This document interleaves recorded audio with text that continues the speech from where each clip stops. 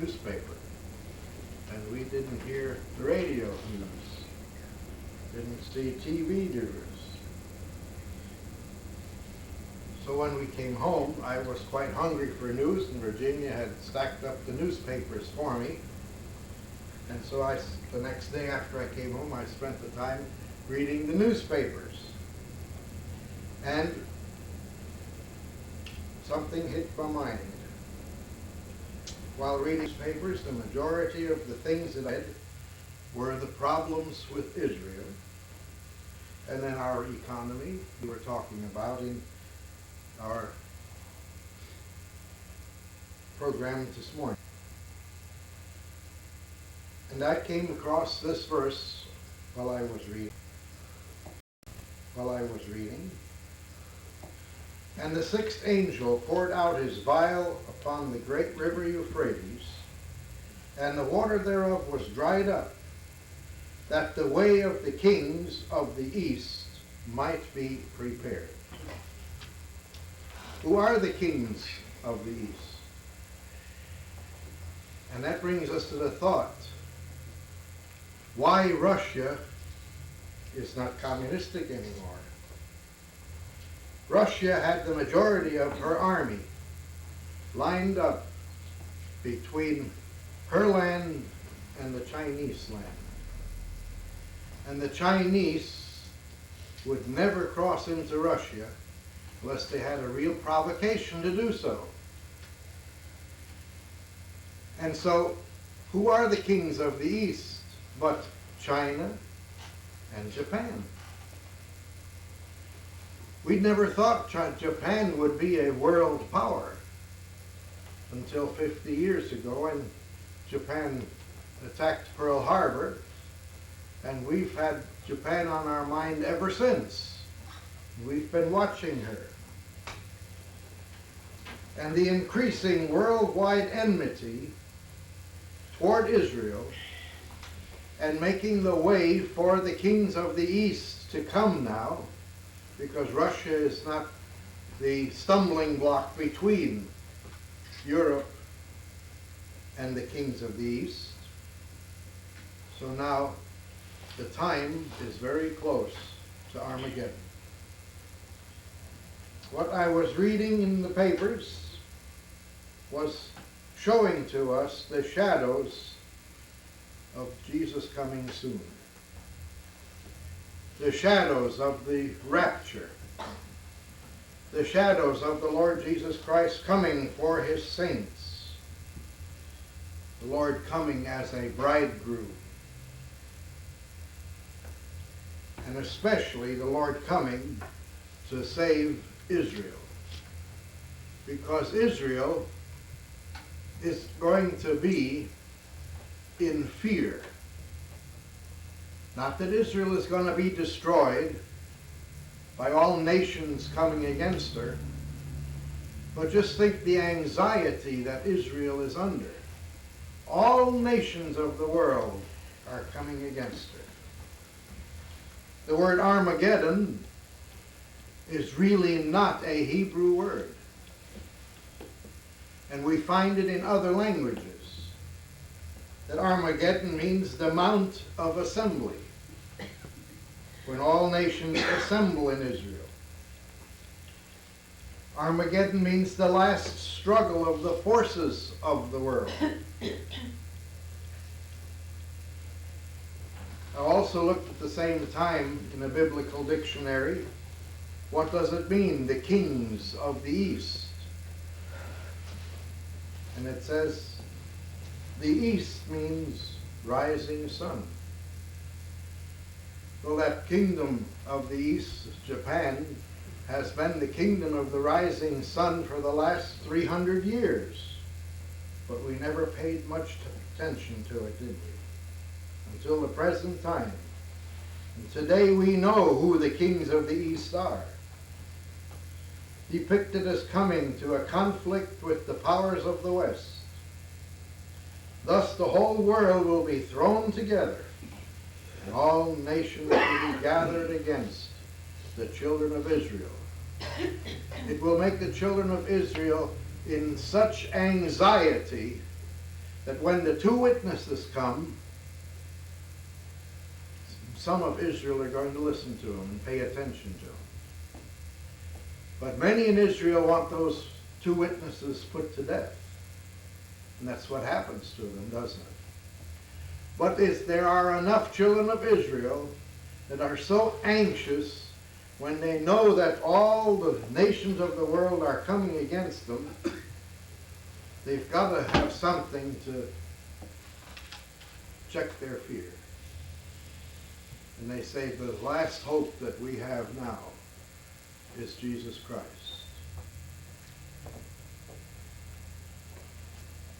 So as we looked through the papers, found one little spot where China has made an agreement with Israel. That has never been favored before. But that is all making the way for the kings of the East to come against Israel. It shows to us that Israel has many enemies. Every nation of the world is her enemy. We can put the enemies of Israel into three classes.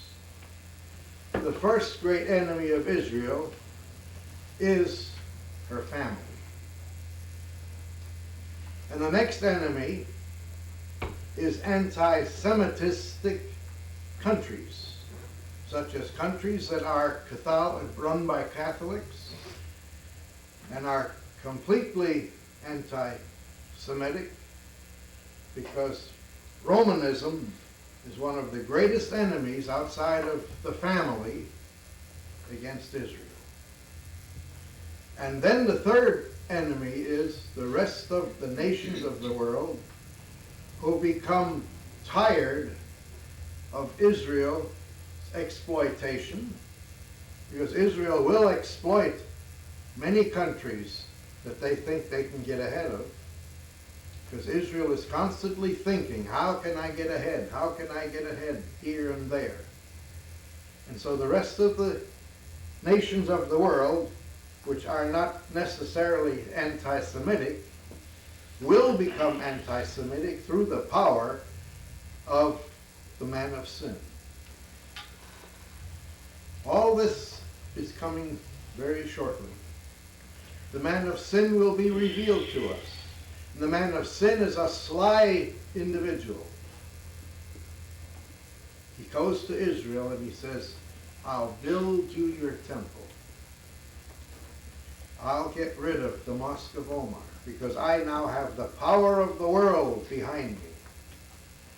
And he builds the temple for 3.5 years after the rapture. And then he turns against Israel. When he thinks he has now got the children of Israel on his side, because he built the temple for them, and Israel has his respect, so they think, he then turns against Israel and is just as much as fierce an enemy as anyone else ever was. Let's think of these enemies that Israel has. It started in the Garden of Eden. When God found out that Adam and Eve had broken their commitment with God, and that it was Satan's fault, God said in Genesis 3:15, and I will put enmity between thee and the woman, and between thy seed and her seed. Between Israel and the rest of the world, the two classes of people. This is the first enmity that started, and Adam and Eve had to live with it. The world became cruel to them. Thorns and thistles and all kinds of foliage came up that was detrimental to man. And man had to work hard to make a living from the ground. By the sweat of Adam, he was able to raise enough crops to keep himself and his family alive.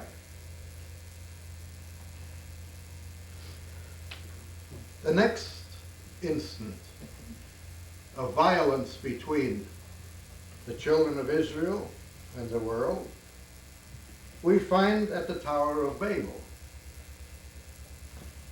I'm sure that the children of God at that time had nothing to do with that Tower of Babel. They believed God, but the rest of the world said, no, there might come another flood, and we've got to build such a tower higher than our highest mountains, because that's where the flood ended. So we'll build a tower to go way above the mountains, and we can save ourselves by this tower. But God looked down upon man and said, man just didn't believe me, did he? I said I would never send another flood to destroy the world, but they don't believe me. They experienced one flood. They said we can experience another one. But man has always contradicted God. And we find that God had to stop the tower building of the Tower of Babel. And man then began to cover the rest of the earth. That's where all the Gentile nations come from. The different nationalities, according to the difference of their speeches, because God confounded everyone's speech. My family could not understand your family. And so it went. And we have the nationalities in the world. But God still had his own people. After the Tower of Babel, we find God talking to a man by Abraham in the land of Ur of Chaldea. And he says, Abraham, get thee out of this land. This is a Babylonian land. This is a land of confusion and sin and wickedness. And go to a land that I will give thee. I will bless thee there, and thou shalt be a blessing in the land that I send you. When God said this to Abraham, Abraham had quite a big family. Lot says to Abraham, I'm going with you. Lot was Abraham's nephew. Abraham didn't say no, but we know that Lot later on became a detriment to Abraham and his family. Abraham's brother went along with him, but he went along because he says, Abraham's got something going for him, and I want to know what it is. The name Nahor means inquisitive. So I imagine that name came because he was a nosy individual. And Nahor went along with Abraham, but then said, oh, Abraham is crazy. I thought he was going to go find a gold mine or find riches somewhere. But no, he's just wandering from one wilderness to the other wilderness. And Nahor, Abraham's brother, stayed in the land that today is Syria. And we know Syria is the fiercest enemy of the family that Abraham belonged to. Abraham himself caused the Egyptian Arabs to be his enemy. In the Quran that Muhammad wrote, you'll find there written, Abraham is our father, Ishmael is Abraham's son and heir to everything.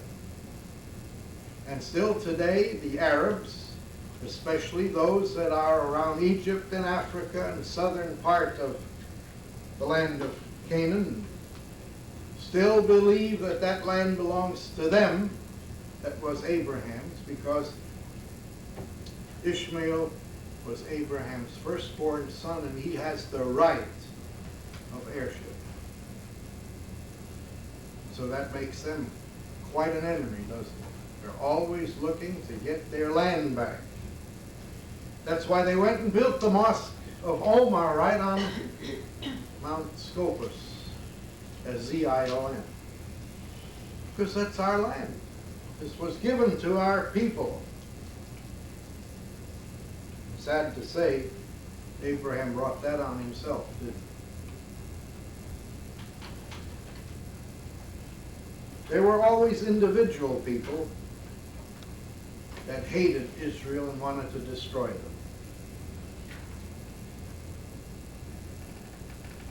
The Pharaoh in Egypt that did not know David, no, still wrong, that did not know Joseph,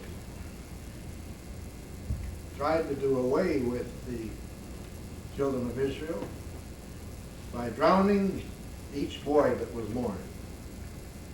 It's ironic that that same Pharaoh also drowned it with his first, second, and third army that he had in the Red Sea, trying to dispose of the children of Israel. And there is a prophecy there that still stands still today. He who bothers the children of Israel is attacking the apple of God's eye. We know that Lot had two grandsons. Each one became a nation, the nation of Amalek and the nation of Moabite. Because Lot was closer to Abraham than any of his other members of Abraham's family, these two nations, even though they did not like the children of Israel and did not give them help when they needed it, turned their back on Israel. They were not the fierce type of enemy. When Israel wanted water, they says, dig your own well. They didn't make war against Israel like the other enemies of Israel, but Ammon and Amalek and Moab, they were not as pugilistic against Israel, but still they were Israel's enemy. The Moabites are Jordan today. And Jordan, with King Hussein, did not have too much war with Israel, even though they did not care for them. That's because of the closeness that Lot had with Abraham, and therefore they still respect Lot, what Abraham did for him. Abraham kept him alive. Abraham went to battle for Lot.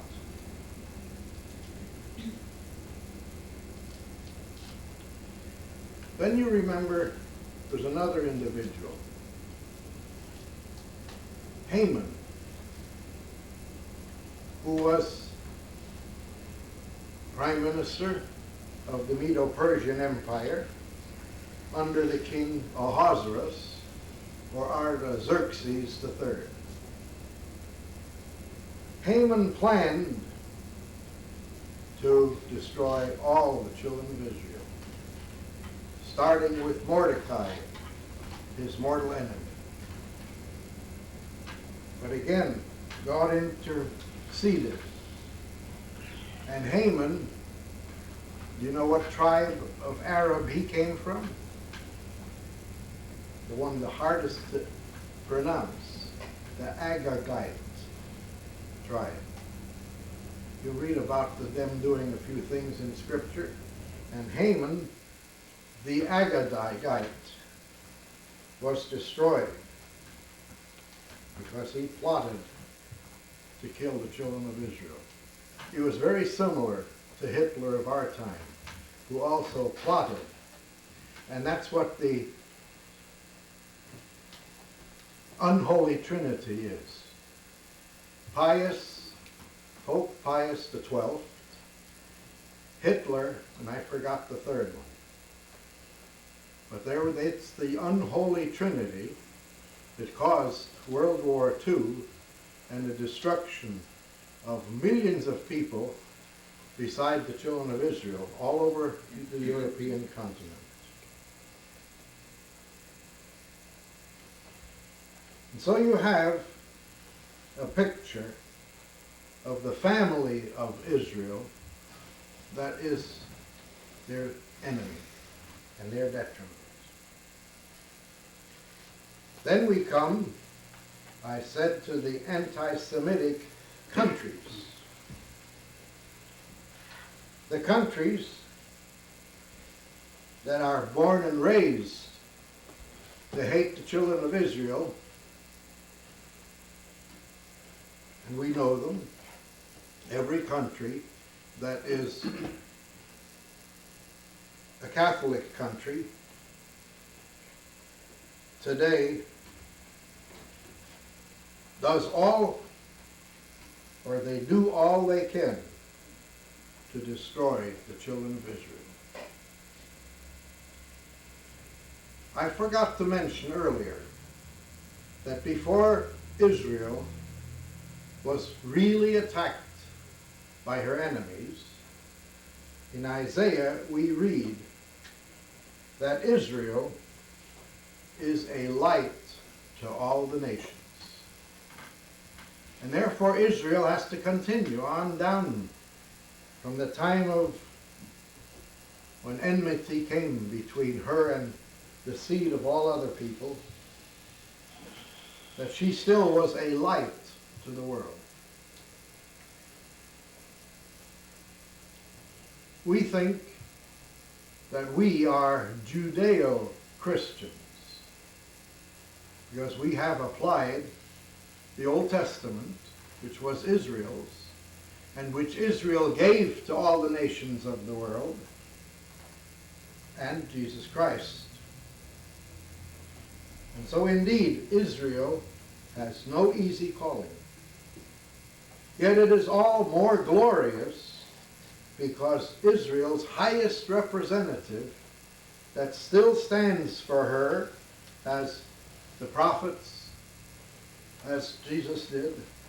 And then when Jesus came in the lowliness of Bethlehem, and then went to Calvary and became the glorious individual, filling perfectly Israel's calling, and will soon come again for Israel, showing to us that Israel is necessary in this world. It is a light among the Gentiles. And that is why the wickedness is so rapidly increasing. If you look back to your high school days, there was very little wickedness in schools in those days. Now, I'm not talking about you, Sally, I'm talking about old folks. But today, wickedness is dreadful in our high schools.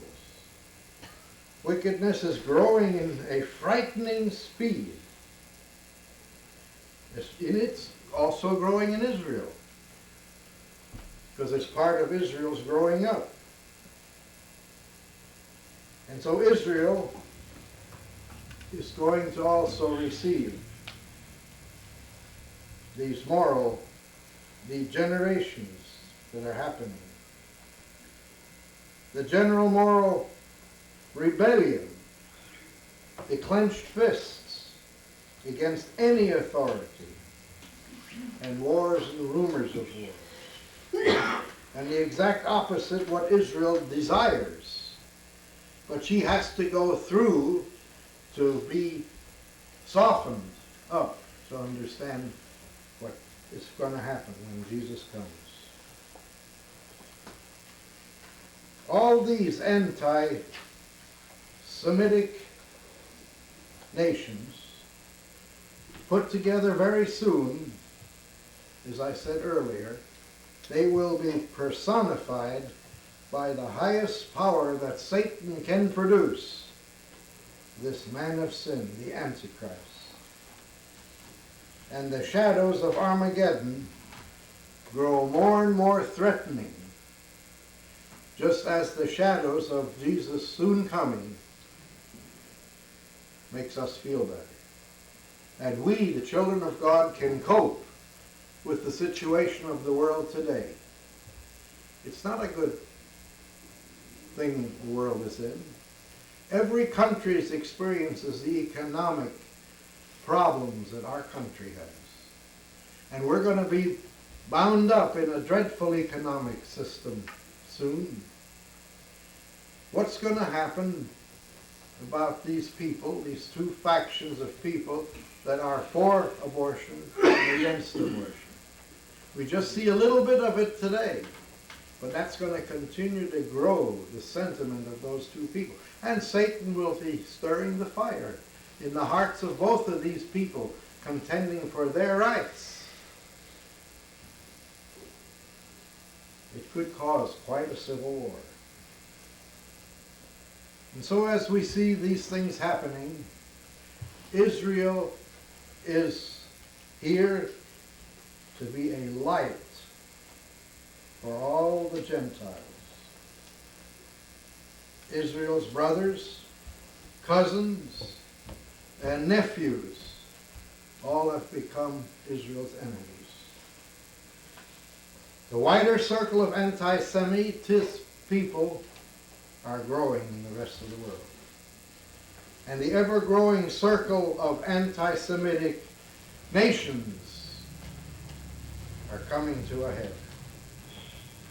Nevertheless, despite everything we know that Israel will survive, even if the enemy were much greater than what we have thought about today, Israel will survive because Jesus said they would.